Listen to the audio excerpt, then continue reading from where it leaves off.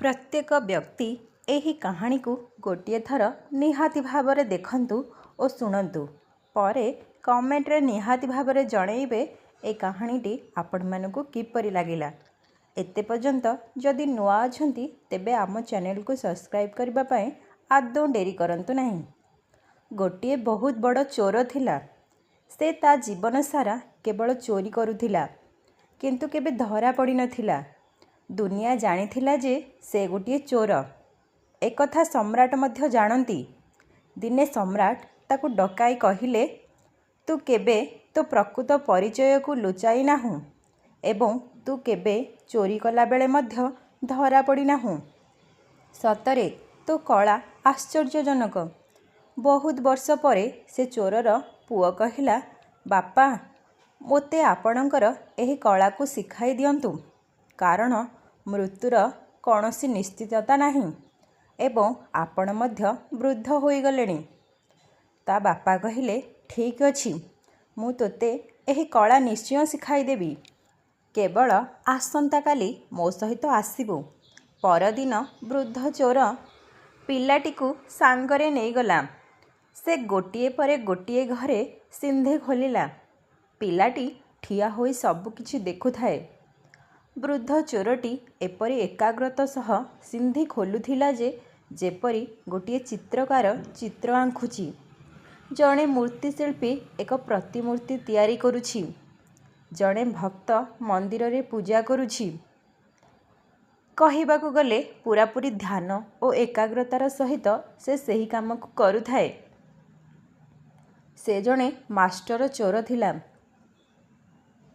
से शह शह चोरंकर गुरु थिला। पिलाटी ठिया होई भୟରେ कंपुथाए किंतु सबु किछि देखुथाए। से सबुआडे चाहि रहिथिला किंतु बापा ता कामरे व्यस्त थिले। से थरे भी आखि उठेई एपाखु सेपाखु चाहु नथिला। चोरर सिंधी प्रस्तुत हेबा परे बाप पुओ भीतर को गले। पुअर हाथ और गोड़ भୟରେ थरुथाए। छाती रे अद्भुत धकधक हेउथाए। से पूर्वरु केबे भी एमिति भय करि नथिला, किंतु बापा एपरि चालुथिले जे जेपरि से ता निज घरे चालुछि। बापा पुओ आहुरी भीतर को गले। से अनेक घरर ताला भांगी देइथिला। तापरे से पोशाक थिबा आलमारीर ताला भांगी पुओ को भीतर को जिबाकु कहिला। से आलमारी रे बहु अलंकार और बहु हीरा थिला। पुओ आलमारी भीतर को जिबा मात्रे बापा आलमारी को ताला पकाई बाहर पटे चाबी पकाई देले। पिलाटी भीतरे फसी रहिला, किंतु ता बापा बाहर को जाई उच्च स्वर रे चोर चोर बोली चित्कार करी सिंधी बाट देई घर को चली गले। घरर समस्त लोक उठीगले, पड़ोशी मध्य उठीगले। फसी रहिथिबा पिलाटी ता मुंड को पिटी कहिला, हाय बापा तो मते फसेई देले। एहाकु कौन शिखिबा कहंती? एहा कि प्रकारर शिक्षादान? मरीगली आजी। बापा तो एहार कौनसी समाधान न कही चाबी नहीं पळेइले। लोक माने घर सारा बुलुछंती। सिंधी खोला जाइथिला एवं लोक माने पाद चिन्ह को देखुथांती। खोजा खोजी बेले चाकराणी सही स्थान रे आसी पहुँचिला, जेउ स्थान रे चोरटी आलमारी रे अटकी थिला। पिलाटी कौन करिबो भाबी पारु नथिला। तार बुद्धिबणा होई जाइथिला, किंतु जेउठारे बुद्धि काम करे नाही सेठारे चेतना शक्ति जाग्रत हुए। हठात किसी शक्ति ताकु धरिला। से एक शब्द कला, जेपरी कपड़ा को मूसा टुकटुक करी काटुछि। से ता जीवन रे केबे भी एपरी करि नथिला। चाकराणी चाबी खोजी आनी जेतेबेले कबाट खोलिला, से गोटिए दीप आनी आलमारी देखिबा पई लागिला। चाकराणी दीप नेई भीतर को देखिबा मात्रे पिलाटी दीपटी को फुंकी लिभाई देला और बाहर को दौड़ी पळेई गला। जेतेबेले से सिंधी कबाट देई बाहर को बाहरी आसिला, ता पछे पछे 10 रु 15 लोक ताकु गोड़ेइले। सेठारे बड़ धरणर घोघा हेला। सबु लोक एकत्रित हेले। से निज जीवन रक्षा करिबा पई दौड़ी चली थाए। ସେ ବିଶ୍ୱାସ କରିପାରୁନଥିଲା ଯେ ସେ ଏତେ ଜୋରରେ ଦୌଡ଼ି ପାରୁଛି। ତାକୁ ଏପରି ଲାଗିଲା ଯେପରି ତା ପଛରେ କେହି ଦୌଡ଼ୁଛି। ସେ ଦୌଡ଼ି ଦୌଡ଼ି ଗୋଟିଏ କୂଅ ନିକଟରେ ଯାଇ ପହଞ୍ଚିଲା। ସେଠାରେ ପଡ଼ିଥିବା ବଡ଼ ପଥରକୁ ଉଠାଇ କୂଅ ଉପରକୁ ଫୋପାଡ଼ି ଦେଲା। ସେ କ'ଣ କରୁଛି ସେ ନିଜେ ମଧ୍ୟ ଜାଣିନଥିଲା।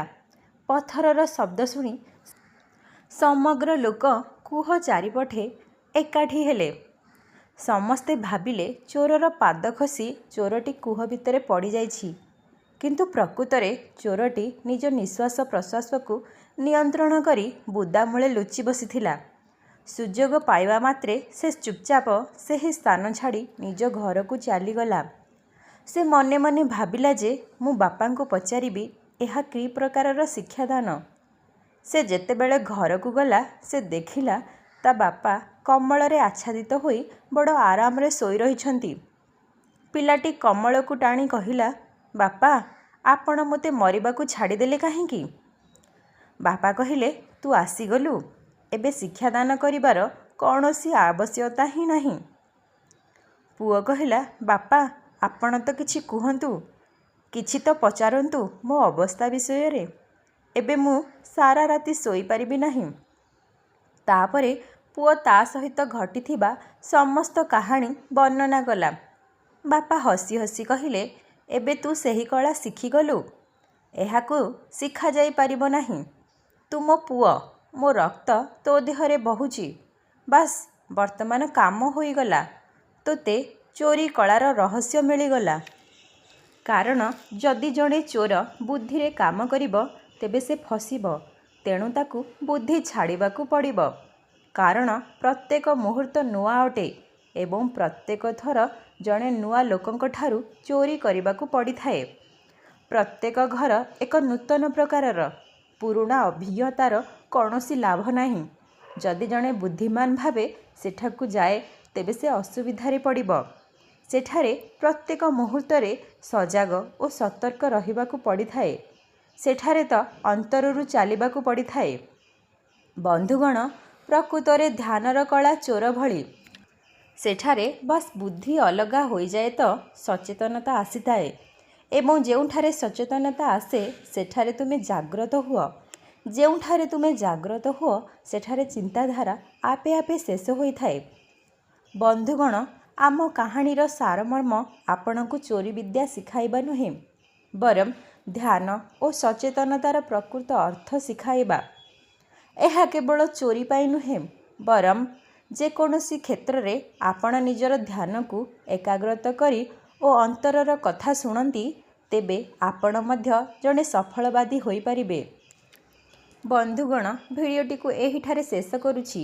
ଭିଡ଼ିଓଟି କିପରି ଲାଗିଲା ନିହାତି ଭାବରେ କମେଣ୍ଟରେ ଜଣାଇବାକୁ ଆଦୌ ଭୁଲିବେ ନାହିଁ।